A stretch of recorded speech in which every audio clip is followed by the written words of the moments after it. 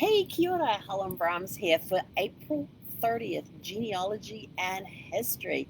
So, what cool stuff happened today? What people were made famous today, or had something that happened to them that made it into this is what happened on this day, April 30th, in whichever year. So, as we're going through, take note of different events and stuff that happened. Could it be that one of the people in your family tree was either participated in the event or witnessed that event that happened in history? Did they write a journal about it? Did they write a journal entry about it? Did they write a newspaper article about it? I have one client who I was telling her about a connection through marriage to a famous individual, um, and I said, and the reason I know that this particular individual assisted your family with this is because it's actually documented. She said, "Liz," I said, the the ancestor had actually written a 3-part article about his time with this famous person and about his time of helping found a county within a state. And it was a very interesting article to read. And she was like, "Oh," I said, "Yes." So it's actually his first-hand account of his interactions with this person, and also about his story about how they came to the state and actually were pioneers in this county. So that was kind of exciting. So is there something similar in your family tree, where somebody participated in an event or witnessed the event? Is one of the people that we mentioned today in your family tree or rumored to be? I like rumors. Especially with family trees, I like following the breadcrumbs to see if we get a loaf of bread or they're just breadcrumbs blowing in the wind. Anyway, so what happened on this day, April 30th, 1562? Yes, we're going from 1562 to 2013 today. So in 1562, the first French colonists in North America, Jean Ribault and the colonists, arrived in Florida. So I didn't realize the French colonists first arrived in Florida, but that's where they arrived in 1562. In 1722, the game of billiards is mentioned in the New England Courant. Courant. It's a newspaper. But the game of billiards. Have you ever played billiards? It's a really cool, very strategic game. And I'm trying to remember. Yeah, the billiards, you have 2 white balls and 1 red ball, if I remember correctly. You play it on like a pool table, type of similar to a pool table and all that, and there's all this different scoring based on which ball you connect with, but there's 2 white balls and 1 red ball. And you're always hitting the white ball. It's like, my light's flickering. Hang on, excuse me. The joys of living in an RV life. You just got to know how to stop the flicker. On this day, April 30th, 1789, so 1789, George Washington is inaugurated as the first president of the United States. So the inaugurations did not happen in January at that time, but this was in 1789 when he was inaugurated, and he is also, if I remember correctly, the only U.S. president who has not lived in the White House. If I remember from what I have read correctly, it was in the process of being built at the time, or they started building it and he passed away or was no longer in office, whichever way, that's a little fuzzy, that area. In 1798, we have to say happy birthday to the U.S. Navy, because the U.S. Department of the Navy was formed on this day in 1798. So they've been around a few years. In 1809, Chancellor Robert Livingston and James Monroe signed the Louisiana Purchase Treaty in Paris at the cost of $15 million that doubled the size of the U.S. I thought, $15 million in 1803? That's got to be mega bucks. I mean, $15 million is pretty mega buck anyway. So I thought, what is the equivalent today? So I went to one of those little, you just Google up, if we had this much money in this year, what is it worth today? And so $15 million in 1803 turned out to be $351,606,637, the equivalent today. So a lot of money. In 1808, oh my gosh, as soon as I read this, my fingers started aching because I remember the hours spent. The first practical typewriter was finished by Italian Pellegrini Turri. So that was in 1808. And if you're from my era, we learned on typewriters. We did not have the computers.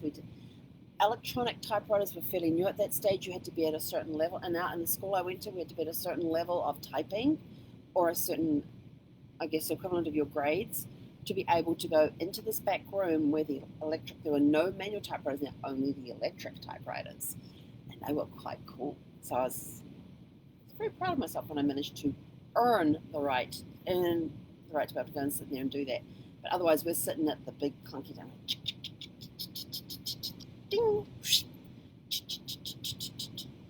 Yeah, you want to know that one. In 1812, Eastern Louisiana was admitted as the 18th U.S. state. So that's April 30th, 1812. April 30th, 1857, San Jose State University forms. I love seeing how old some of these universities are. It's really cool. Now, this was a really cool one. I didn't realize that this was released in parts.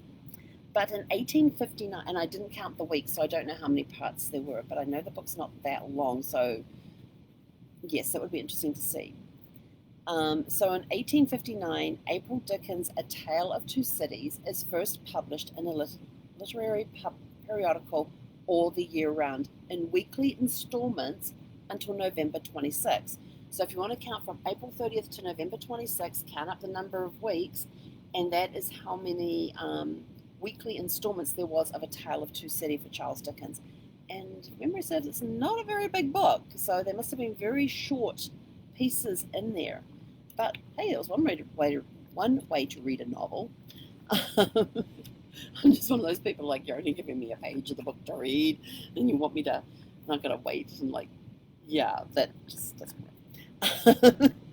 In 1864, April 30th, 1864, New York becomes the first state to charge a hunting license fee. So that was in 1864. A hunting license fee was first charged in New York.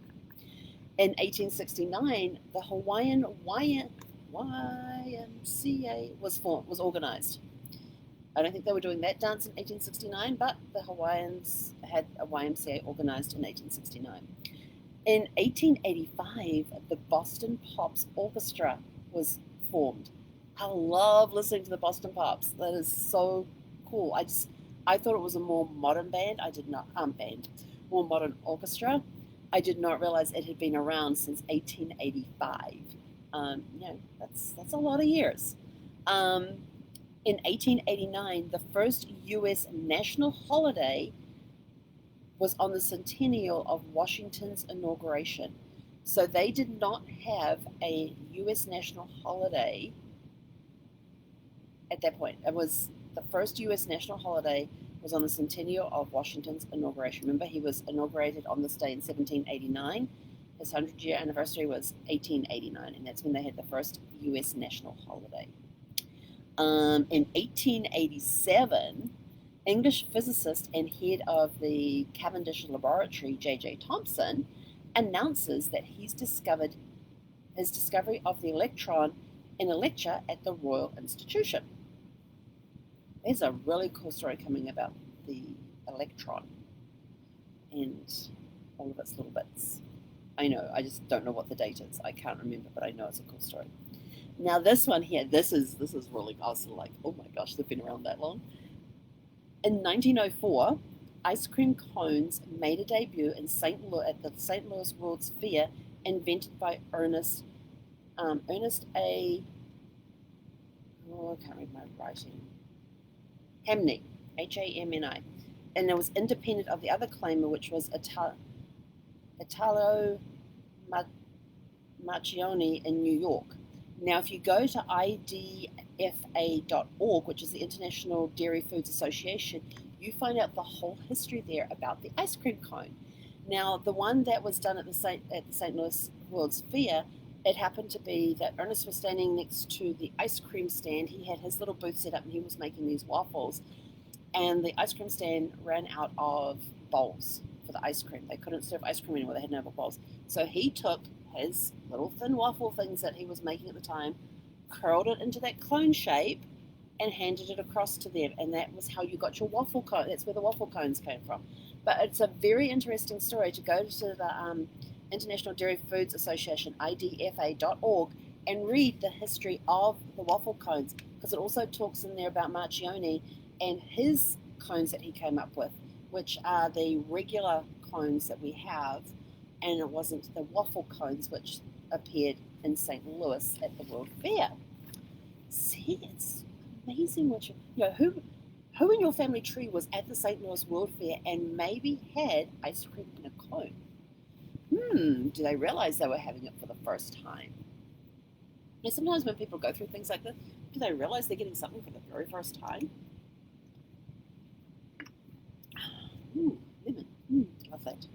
In 1907, Honolulu, Hawaii becomes an independent city. Now, this is going to cause some controversy, and I know, but you have to go read the history of this, because it is very interesting from when it was first proposed to when it actually came into being.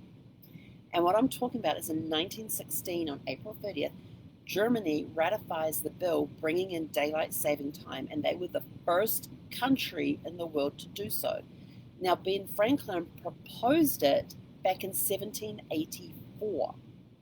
Now, remember back when we were talking about the English Channel, the tunnel between England and France, how long that discussion had been around? So this is even longer, because Benjamin Franklin first proposed it in 1784, and it kept coming up at different things. There was even a New Zealander involved with the daylight saving thing. He actually wanted to make it 2 hours, not the 1 hour that it is today. But if you go back and you Google about the history of daylight savings, it makes a very interesting reading of all these different people through the years, with Ben Franklin being the first to propose it in 1784, and then how long it took for it to be adopted by different countries.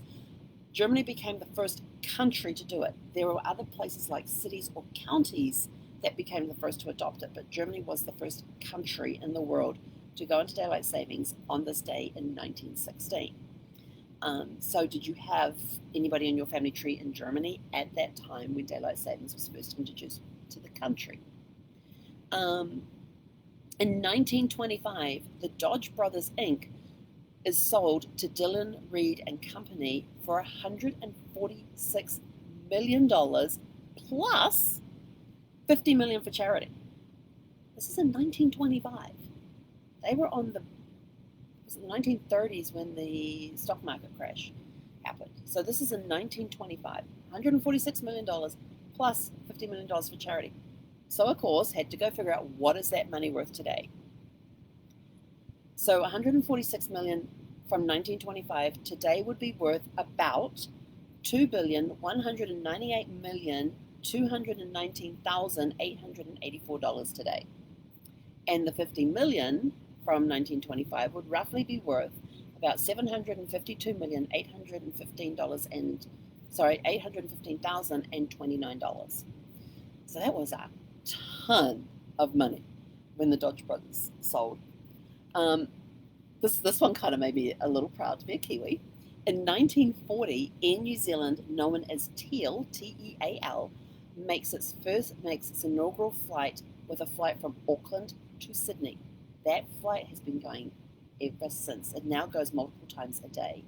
It later became the first airline in the world to boil hot water in flight to offer passengers hot tea and coffee. So you have Air New Zealand to thank for getting your hot beverages on board a plane. Made fresh on a plane by boiling water. Who'd have thunk it? In 1942, the first submarine built on the Great Lakes was launched in Manitowoc, Wisconsin. In 1945, on this day in 1945, Adolf Hitler commits suicide along with his new wife Eva Braun in the Führer bunker in Berlin as the Red Army captured the city. In 1947, on this day in 1947, the Boulder Dam was renamed in honor of Hubert Hoover.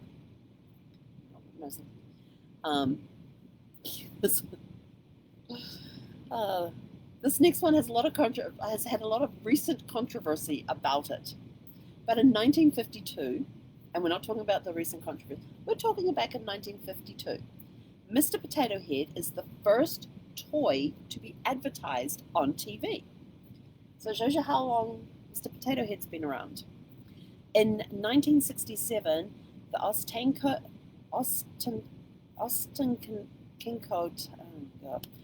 Ostankino Tower was the then highest freestanding structure in the world at 540 meters, was finished in Moscow, Russia. In 1976, the Royal Canadian Mint opens a branch in Winnipeg, Manitoba. So much cool stuff going on. 1976? Do you have anybody in your family tree that was part of the building of the Mint, or has worked at the Mint, or may still be working at the Mint, since it was only 1976? In 1986, Ashrita Furman performs 8,341 somersaults over 12 miles. I can think of way easier ways to get from point A to point B over 12 miles, but 8,341 somersaults. I'm like, for 12 miles. That just blew my mind. I mean, you see the gymnasts doing the tumbling all the time, and they have those long mats that they go tumbling down, and they have the floor that they go tumbling along and all that. But to tumble with 8,341 somersaults over 12 miles, that's a lot. That is a lot. Imagine how dizzy you would have been. In 1989, World Wide Web is first launched in the public domain by CERN scientist Tim Berners-Lee. And in 1993, the World Wide Web source code was released by CERN, making software freely available to all. So all those who think the internet's been around forever, it ain't. Also on that day in 1993, Virgin Radio broadcast for the first time in the UK. Now, Virgin is Richard Branson's brand is very intriguing. It is such an incredible story. If you have not read the story behind Virgin and what he does, I always remember there's this one thing, and I'm trying to remember which autobiography of his it's in, but in one of them he states that one of the reasons they called themselves Virgins was because whatever industry they went in, nobody in his team had experience in that industry. So when they went into the radio to do radio broadcast, nobody had any broadcasting experience. So they were coming in as virgins into an industry they knew nothing about and figuring it out. And sometimes you just got to say yes and figure it out. In 1997, Big Ben stops at 12:11 p.m. for 54 minutes. Don't know why. They didn't say why, they just said that's when it stopped. Okay, so 2013, so we've got our last two entries. They both happened in the same year. Hannah Warren, who was born without a trachea, at the age of 2, becomes the youngest patient to receive a stem cell bioengineered organ. How cool is that? They bioengineered an organ to give her a trachea. That's to me was really cool. And the last one for today is on this day, April 30th, 2013, William Alexander becomes the first male monarch of Netherlands in 123 years following the abdication of his mother, Queen Beatrix. That is our journal. That is our trip into history today. There's a lot of cool stuff in there. Ice cream cones. There was something about banana splits too. I think it was banana. Is it banana splits? No, that might be tomorrow. And I've been reading something recently about the world's longest banana split, so I'm going to have to go check that out. It was a couple of miles. And I'm sort of like, how did they keep the ice cream that cold? But anyway, you got the first ice cream cone came out this day. There was selling of things, the Louisiana deal, the Louisiana Purchase Treaty in Paris,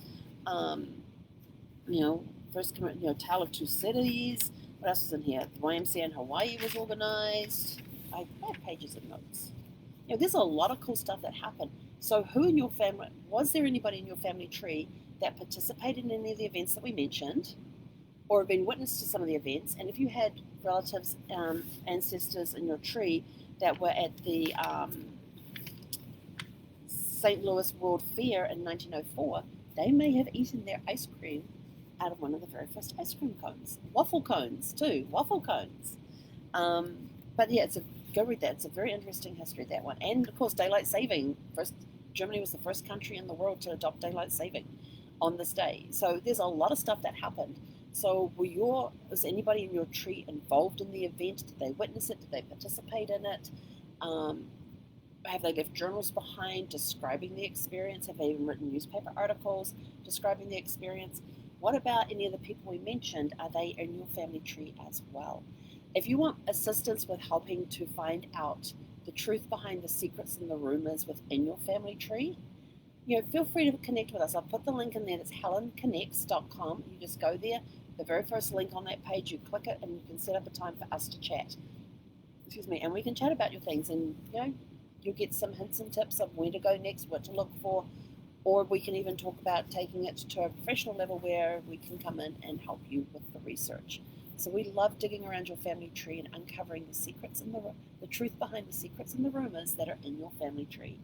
Have a super fantastic sparkling day, and we will catch you same time tomorrow for Genealogy and History on May 1st. Hei konara!